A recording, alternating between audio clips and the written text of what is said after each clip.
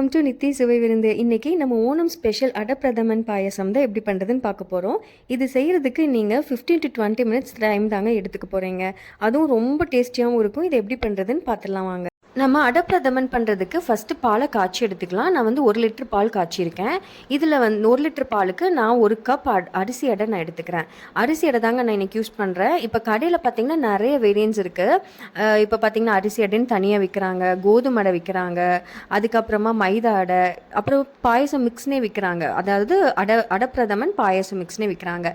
So இதெல்லாம் ரொம்ப taste கொடுக்காது. அரிசி அடை நம்ம யூஸ் பண்ணுறப்ப தான் அதோட ஒரிஜினல் டேஸ்ட் நம்மளுக்கு கிடைக்கும். இந்த அரிசி அடை நம்ம இன்றைக்கி அப்படி பாலில் தாங்க 10 to 15 மினிட்ஸ் நம்ம வேக வைக்க போகிறோம். அரிசி அடைங்கிறதுனால ஒரு 15 மினிட்ஸ்லேயே உங்களுக்கு வெந்துடும். இது நம்ம பாலில் வேக வைக்கிறதுனால அந்த பாலோட டேஸ்ட்டுமே உங்களுக்கு மிக்ஸ் ஆகி அந்த அரிசி அடையில் ரொம்பவே நல்லாயிருக்கும். இதே நம்ம தனியாகவும் வேக வைக்கலாம் அரிசி அடையை.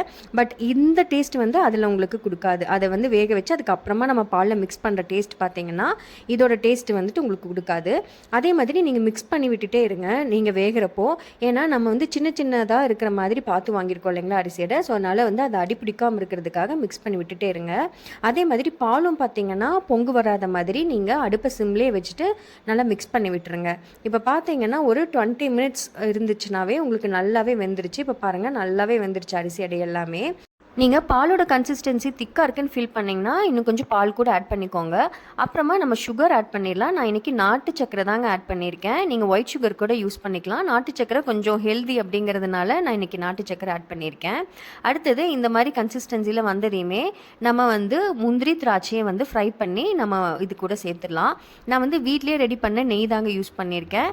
நெய் ஆட் பண்ணதுக்கப்புறமா முந்திரியை நம்ம ஃப்ரை பண்ணிடலாம். நான் ஃபஸ்ட்டு முந்திரியை ஃப்ரை பண்ணி எடுத்து வச்சதுக்கப்புறமா தான் நான் திராட்சை ஃப்ரை பண்ண போகிறேன். தனித்தனியாக தான் ஃப்ரை பண்ணி எடுத்துக்கிறேன். இது ரெண்டுமே இப்போ நம்ம ஃப்ரை பண்ணிட்டோம். இது இப்போ நம்ம அடப்பிரதம் பாயாசத்தில் நம்ம ஆட் பண்ணிடலாம். இதை ஆட் பண்ணதுக்கப்புறமா ஒரு 5 மினிட்ஸ் அப்படியே மிக்ஸ் பண்ணி விட்டுருங்க. இது மிக்ஸ் பண்ணி விட்டதுக்கப்புறமா நான் மில்க் மெய்ட் ஆட் பண்ணுறேன். இது நான் இன்றைக்கி கடையில் தாங்க வாங்கியிருக்கேன். பட் ஆனால் இது வீட்டில் எப்படி பண்ணுறது அப்படிங்கிறது வீடியோ நம்ம இன்னொரு வீடியோவில் நம்ம பார்க்கலாம். அதை நான் அப்லோட் பண்ணுறேன். இப்போ அவ்வளோதாங்க அடப்பிரதம் பாயாசம் ரெடி ஆயிடுச்சு. ரொம்ப சிம்பிளாக 15 to 20 மினிட்ஸில் நம்ம இது ரெடி பண்ணிடலாம். குழந்தைங்களுமே ரொம்ப என்ஜாய் பண்ணி சாப்பிடுவாங்க. இந்த வீடியோ உங்களுக்கு பிடிச்சிருந்ததுன்னா இதை ட்ரை பண்ணி பார்த்துட்டு எப்படி இருந்துச்சுன்னு கமெண்ட் பண்ணுங்கள், லைக் பண்ணுங்கள் அண்ட் சப்ஸ்கிரைப் டு நித்தி சுவை விருந்து. தேங்க்ஸ் ஃபார் வாட்சிங்.